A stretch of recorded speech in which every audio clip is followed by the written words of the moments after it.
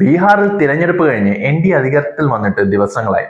അതിന്റെ ആഘോഷങ്ങളെല്ലാം നടക്കുന്നതിനിടയിൽ രാഷ്ട്രീയ കക്ഷികളെ മുൾമുനയിൽ നിർത്താൻ ഒന്ന് ശ്രമിച്ചതായിരുന്നു പ്രശാന്ത് കിഷോർ.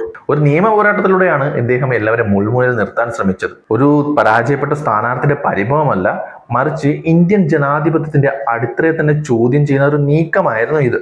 2025 ബീഹാർ തെരഞ്ഞെടുപ്പ് റദ്ദാക്കണമെന്ന ആവശ്യവുമായിട്ടാണ് പ്രശാന്ത് കിഷോർ ജൻസ്വരാജ് പാർട്ടിയും കോടതിയിലേക്ക് എത്തിയത്. പക്ഷേ കോടതി അദ്ദേഹത്തിനെതിരെ രൂക്ഷ വിമർശനമാണ് നടത്തിയത്. ഗൗരവകരമായ ഒരു ആരോപണവുമായാണ് അദ്ദേഹം കോടതിയെ സമീപിച്ചത്. തിരഞ്ഞെടുപ്പ് പെരുമാറ്റച്ചട്ടം നിലവിൽ വന്നതിന് ശേഷം മഹിളാ റോസ്ഗർ യോജനയുടെ പേരിൽ സ്ത്രീകൾക്ക് 10,000 രൂപ സർക്കാർ നൽകിയത് വോട്ടർമാരെ സ്വാധീനിക്കാനുള്ള കൈക്കൂലി എന്നാണ് അദ്ദേഹം പറയുന്നത്. ഭരണഘടനാ ലംഘനങ്ങളുടെ ഒരു വലിയ നിര തന്നെ ആ ഹർജിയിലുണ്ട്. നിയമസഭയുടെ അനുമതിയില്ലാതെ ക്യാബിനറ്റ് വഴി മാത്രം പദ്ധതി നടപ്പിലാക്കി. സംസ്ഥാനത്തെ കണ്ടിൻജൻസി ഫണ്ടിൽ നിന്ന് നിയമവിരുദ്ധമായി പണം പിൻവലിച്ചു.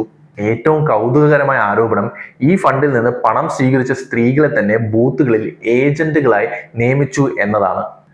ജനങ്ങൾ നിങ്ങളെ വേണ്ടെന്ന് വച്ചതുകൊണ്ട് പബ്ലിസിറ്റിക്ക് വേണ്ടിയാണോ നിങ്ങൾ കോടതിയെ സമീപിക്കുന്നത് എന്ന രൂക്ഷമായ ചോദ്യമാണ് ചീഫ് ജസ്റ്റിസ് സഞ്ജീവ് ഖന്ന ഉയർത്തിയത്.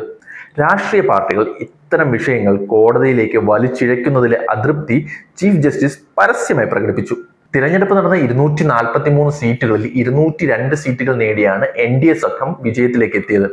ഇന്ത്യ സഖ്യത്തിന് വെറും 35 സീറ്റുകളാണ് ഒതുങ്ങാൻ കഴിഞ്ഞത്. ആദ്യമേ മത്സരത്തിലെത്തിയ ജൻസ്വരാജ് പാർട്ടിക്ക് ഒരിടത്തും സീറ്റ് തുറക്കാൻ സാധിച്ചില്ല. മാത്രമല്ല, ബഹുഭൂരിപക്ഷം ഇടത്തും കെട്ടിവച്ച കാശ് പോലും പ്രശാന്ത് കിഷോറിന്റെ പാർട്ടിക്ക് ലഭിച്ചില്ല. ഇന്ത്യൻ ഭരണഘടനയുടെ ആർട്ടിക്കിൾ 324 പ്രകാരം തിരഞ്ഞെടുപ്പ് കമ്മീഷൻ ഇടപെടണമെന്നും ജനപ്രാതിനിധ്യ നിയമത്തിലെ സെക്ഷൻ 123 പ്രകാരം അഴിമതി നടപടികൾ പരിശോധിക്കണമെന്നുമായിരുന്നു അദ്ദേഹത്തിന്റെ ആവശ്യം. തിരഞ്ഞെടുപ്പ് കമ്മീഷന്റെ തീരുമാനങ്ങളിൽ വ്യക്തമായ നിയമലംഘനങ്ങൾ ഇല്ലാത്തതുകൊണ്ട് ഇടപെടില്ല എന്ന് പറഞ്ഞാണ് ഹർജി കോടതി തള്ളിയത്. ബീഹാർ രാഷ്ട്രീയത്തിൽ വലിയ മാറ്റങ്ങൾക്ക് ഈ ഹർജി വഴിതെളിക്കുമെന്നാണ് രാഷ്ട്രീയ തന്ത്രജ്ഞർ പറഞ്ഞിരുന്നത്. അതുപോലെ തന്നെ ഇലക്ഷൻ അടുക്കുമ്പോൾ ഇത്തരത്തിലുള്ള സൗജന്യമായ കാര്യങ്ങൾ ചെയ്യുന്നവർക്ക് ഇതൊരു മുന്നറിയിപ്പായിരിക്കുമെന്നും എല്ലാവരും കരുതിയിരുന്നു. പക്ഷെ അതെല്ലാം വെള്ളത്തിൽ വരച്ച വര പോലെയായി.